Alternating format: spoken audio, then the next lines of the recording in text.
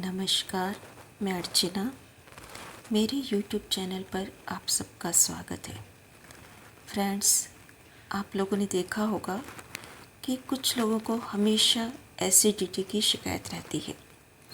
हमेशा उनके सीने में जलन होती रहती है, खट्टी डकारें आती रहती हैं, मुंह में खट्टा पानी आता रहता है, पेट में आग ही आग महसूस होती है।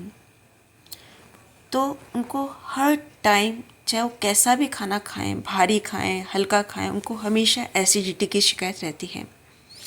हम लोग ये सोचते हैं कि जो लोग बहुत तला भुना खाते हैं, बहुत हैवी खाना खाते हैं, मिर्च मसालों वाला खाना खाते हैं, उनको एसिडिटी होती है। हाँ, ये सही है कि जो लोग बहुत ज़्यादा तला मला खाते हैं, बहुत हैवी फूड खाते हैं, बहुत मिर्च मसाले डाल के बहुत तीखा खाना खाते हैं, चटपटा खाना खाते हैं, उनको एसिडिटी होती है। ये बात सच है, लेकिन हमेशा ऐसा नहीं होता। आपने देखा होगा कि कई लोग ऐसे होते हैं जो बहुत हल्का खाना खाते हैं, लौकी तोरई की सब्जी खाते हैं, बिल्कुल ऐसी बिल्कुल हल्की फुल्की लौकी तोरई की सब्जी खाते हैं और पतली पतली दाल खाते हैं, उसके साथ सिर्फ 1.5 या 2 रोटी खाते हैं, बिल्कुल हल्का खाना खाते हैं, सुपाच्य भोजन करते हैं। उसके बावजूद भी खाना खाने के बाद उनको भयंकर एसिडिटी होती है। वही खट्टी डकारें, सीने में जलन और वही मुंह में खट्टा पानी आना, ये सारी प्रॉब्लम उनको खाना खाने के बाद होती है। चाहे वो भले ही पतली सी एक दाल के साथ 1.5-2 रोटी खा रहे हों, या 1 रोटी खा रहे हों, या लौकी तोरई की फीकी फीकी बिल्कुल बिना मिर्ची की सब्जी खा रहे हों, उसके बावजूद भी उन्हें एसिडिटी की शिकायत होती है।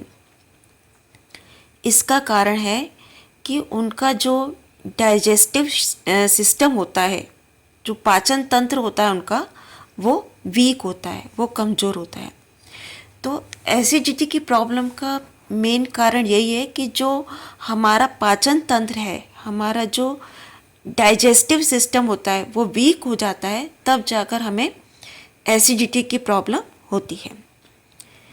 तो देखिए, इसके एसिडिटी को दूर करने का जो सबसे मेन जो उपाय है वो यही है कि हमें अपना डाइजेस्टिव सिस्टम मजबूत करना होगा।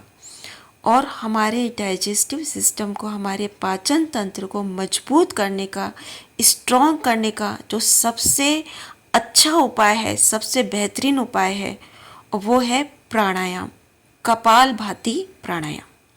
जी हाँ, कपालभाति प्राणायाम। जो कपालभाति प्राणायाम होता है वो हमारे पेट के सभी अंगों को बिल्कुल दुरुस्त कर देता है, बिल्कुल स्वस्थ कर देता है। जैसे हमारे पेट के जो अंग हैं, लीवर है, आंतें हैं, पैंक्रियाज है, किडनी है, हमारे पेट के अंदर जितने भी अंग हैं, उन सब को ये जो कपालभाति प्राणायाम है पूरी तरह से स्वस्थ कर देता है, उनकी कार्य क्षमता बढ़ा देता है। इससे क्या होता है, हमारा जो पाचन तंत्र है, जो हमारा डाइजेस्टिव सिस्टम है, वो बहुत ज़्यादा अच्छा हो जाता है, बहुत ज़्यादा स्ट्रॉन्ग हो जाता है। फिर हम जो भी खाते हैं वो बहुत आसानी से पच जाता है। अब इसका मतलब ये नहीं है कि हमारा पाचन तंत्र अच्छा हो गया तो हम खूब तला भुना खा रहे हैं, खूब मिर्च मसाले खा रहे हैं, खूब खट्टा खा रहे हैं, ऐसा नहीं है। हमें हर चीज़ बैलेंस में ही खानी है। हमें तली हुई चीज़ें भी खानी चाहिए, खट्टा भी खाना चाहिए, मीठा भी खाना चाहिए, सब खाना चाहिए। लौकी तोरई भी खानी चाहिए, छोले राजमा गोभी सब खानी चाहिए, पर हर चीज़ बैलेंस में खानी चाहिए। जैसे सप्ताह में 1-2 बार राजमा या छोले बना लिए, एक बार छोले राजमा ऐसे बना लिए, और रोटी में दाल चावल रोटी सब्जी दही सलाद सब होना चाहिए। अब आप कहेंगे कि रोज़ रोज़ इतना हमसे नहीं बनता, कोई बात नहीं।